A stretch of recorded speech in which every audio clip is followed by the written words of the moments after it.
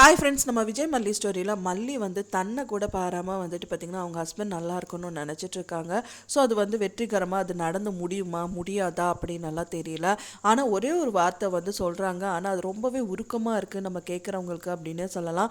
என்ன சொல்கிறாங்க அப்படின்னு வந்து பார்த்திங்கன்னா, என்னமோ ஓகே இந்த கடவுள் இதுதான் அப்படின்னு நம்மளுக்கு விதிச்சிட்டாரு ஓகே. ஆனால் வந்து இதுக்கப்புறமா வந்து பார்த்திங்கன்னா நான் என்னோட வாழ்க்கை கிடையாது, இது வந்து ரேணுகாக்கா வாழ்க்கை தான். ஸோ அவங்க வீட்டில் தான் நான் இருப்பேன், ஆனால் அவங்க விட்டு பிரிய மாட்டேன். இருந்தாலும் வந்து பார்த்திங்கன்னா ஒரு சமையல்காரியாக தான் இருப்பேன், சமையல்காரியன் வேலைக்காரியாக நான் இருப்பேன். அதையும் அவங்களுக்கு வந்து ரேணுகாக்கா பிடிக்கல அப்படின்னு சொன்னாங்கன்னா அந்த வீட்டை விட்டு நான் வெளியே கூட ஏறிடுவேன் அப்படிங்கிற மாதிரி வந்துட்டு மல்லி சொல்கிறது ரொம்பவே சங்கட்டமாக இருக்குது அப்படின்னு சொல்லலாம். ஸோ முதல்ல அவங்க வேலைக்காரங்களாக தான் அந்த வீட்டுக்கு வந்தாங்க.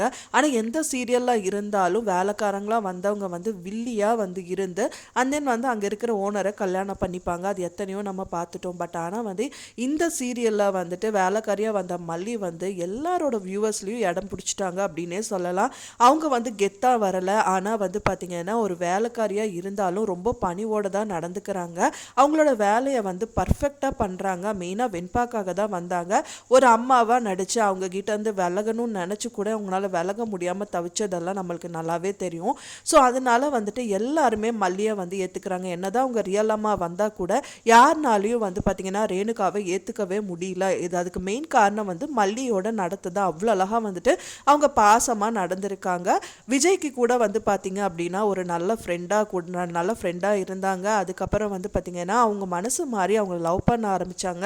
அதுவும் விஜய்க்கு பிடிக்கலன்னு அதுக்கப்புறம் அங்கேருந்து விலகவும் செஞ்சாங்க. கடைசியில் வந்து விஜயை அவங்களோட மனசை புரிஞ்சுட்டு 3வது தடவையாக தாலி கட்டி இந்த மாதிரி விஷயங்கள் எல்லாமே நடந்தது. ஸோ இப்போ வந்து பார்த்திங்கன்னா திரும்பவும் A to Z அப்படிங்கிற மாதிரி ஆரம்பிக்கிறாங்க. ஸோ இது வந்து கண்டிப்பாக ஏற்றுக்க முடியாது. வேலைக்காரங்களாக வந்திருக்கலாம், ஆனால் இப்போ இந்த நிலமையில இருந்திருக்கலாம். திரும்பவும் வேலைக்காரங்களாக போகிறது யாருனாலையும் ஏற்றுக்க முடியாது.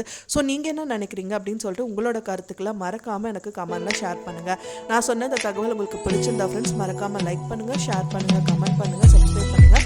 மேலும் இன்னொரு மல்டி சீரியல் அப்டேட்டோட நெக்ஸ்ட் மீட் பண்ணுறேன். தேங்க்ஸ் ஃபார் வாட்சிங் வீடியோ ஃப்ரெண்ட்ஸ். நெக்ஸ்ட் வீடியோவில் பார்க்கலாம்.